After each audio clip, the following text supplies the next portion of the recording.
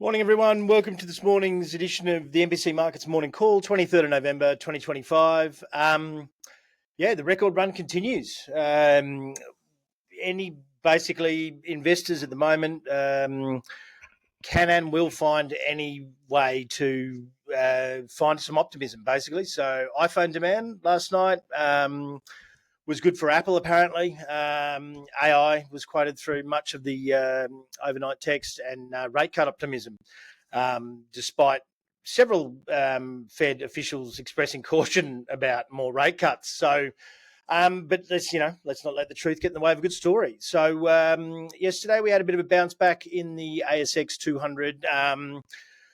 Still, a little bit underperforming. It's a little bit sad when as a index that is that was essentially built on mining, that even the US can outbull us on even mining stocks. So a little bit frustrated there, but gold and silver should definitely have a decent run again today. We hit fresh records again overnight, and I do believe that Newmont's now, I think, is the best performing stock in the S&P 500 in the last 12 months. So, for all the talk of AI, I think Newmont would have possibly surpassed the leader overnight. So, and then silver broke through $44 as well. It's just strong buy across the board here, and the Dow was up a little. So let's just have a look here.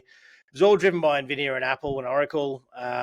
Tesla still up and got an upgrade again last night. It really seems to have such solid price action there at the moment. We were going to see earnings out of Micron in the next 24 hours as well. It'll be interesting to see how those guys go. It's one of the more anticipated earnings results of this week, and we'll see the results there tomorrow morning. Strange thing about this little ecosystem that's going on at the moment, and there's been a lot of memes on social media about it, etc. A lot of people, taking the mickey out of it. But there's quite a lot of this going on where Oracle will invest in GPT, and then GPT will announce a deal with Oracle. They do a cap raise, and then they pay Oracle with the funds. Nvidia's just done the same thing. With Intel and OpenAI and things like that. Like there is at the moment, because everything is positive, the deal makes it positive, which pushes up the unlisted, and then OpenAI is then buying stuff off Nvidia. So they're essentially paying into OpenAI for their valuation to lift, for them to do a cap raise, for them to go and then pay Nvidia with that money. So it's a little bit of musical chairs, and I got to say, the thing about peaks in markets is it does tend to feel a little bit like musical chairs towards the end. And so that's and you just got to make sure that you manage to get a chair, because if you're stuck without one when the music stops, it'll get a little bit ugly. So. But overall, it's just the two biggest companies in the world pushing that up last night. It's all anecdotal evidence on the Apple demand, and I've heard other stories say that Chinese consumers are very upset at the new iPhone because it scratches too easy. I mean, let's face it, it looks exactly like the new Google Pixel with less features. So we will see how that actually does play out, because, like I said, it's anecdotal evidence at the moment in terms of whether that demand is up. Micron, as I said, tomorrow morning, it'll be around about 7 a.m. We've had, like I said, we had several Fed speakers last night. So Atlanta Fed, Raphael Bostic stated that additional cuts are unnecessary for now. Other Fed officials echoed the cautious approach, noting the labour market still remains slightly resilient and inflation runs above the Fed's target. Remarks by Fed Chow Fed Chairman Powell, several,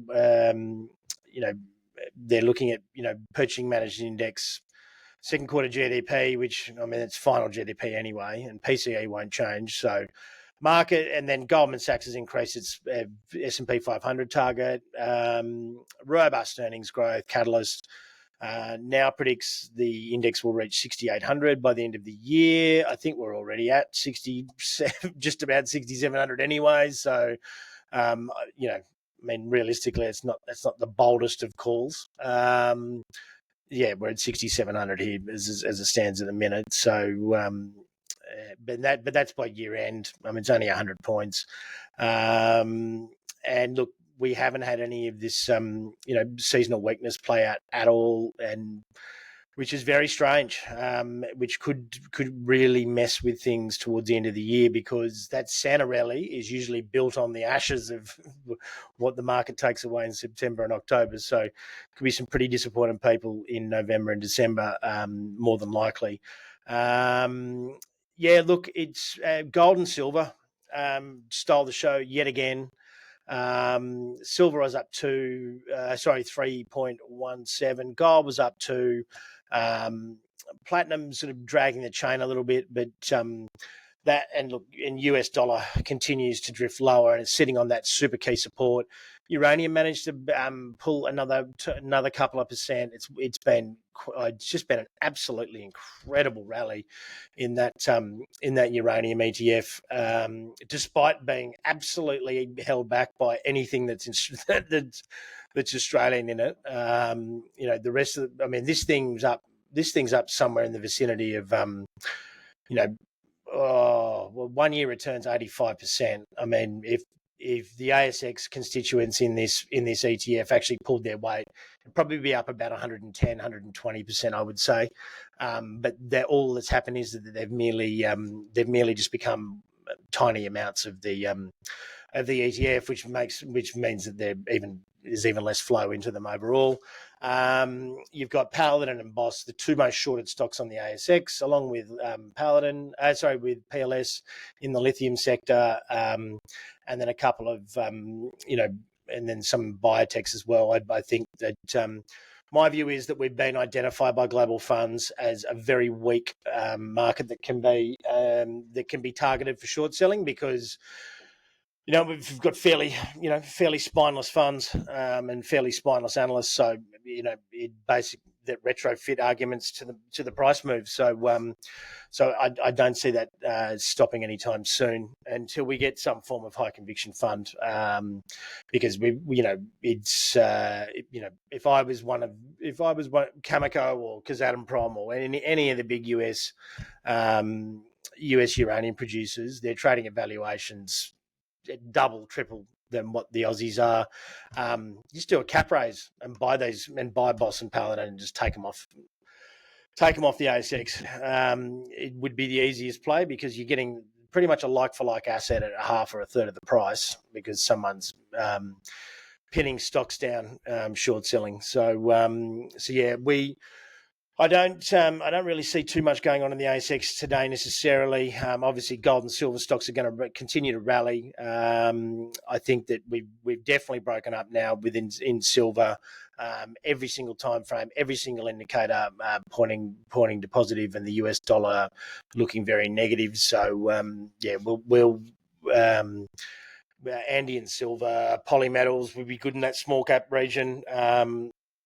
We found it very difficult to find a silver miner in Australia, and all of a sudden there's like 20 of them, because they're probably just gold miners that have rebadged themselves as silver miners, as junior mining companies tend to do.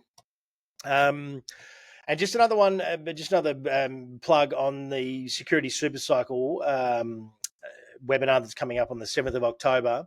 Just to give you guys some context, and this is not so humble brag here, our hyperscaling AI webinar that we had at the start of this month, we did a structured investment strategy around this just the week before that. I think about 4 or 5 days before that. So 4 weeks in now, the specific stock picks from that webinar that I spoke about are on average up 31% in that over the course of the last 4 weeks, with the S&P only up 3.6.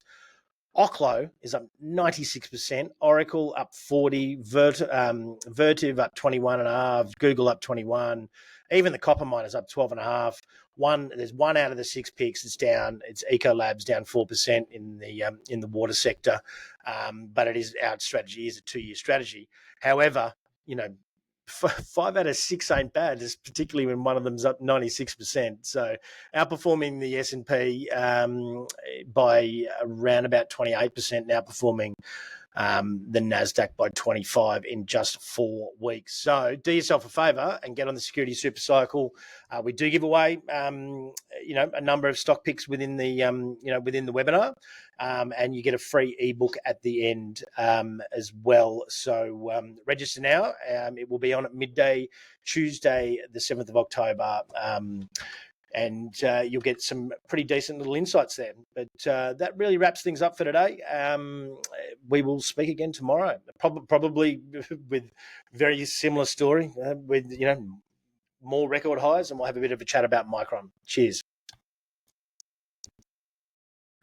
General advice warning. The content presented in this presentation is intended for informational purposes only and provides general advice only. It does not take into account your personal objectives, financial situation, or specific needs. This information should not be the sole resource when making investment decisions. We strongly recommend you seek the advice of a financial professional.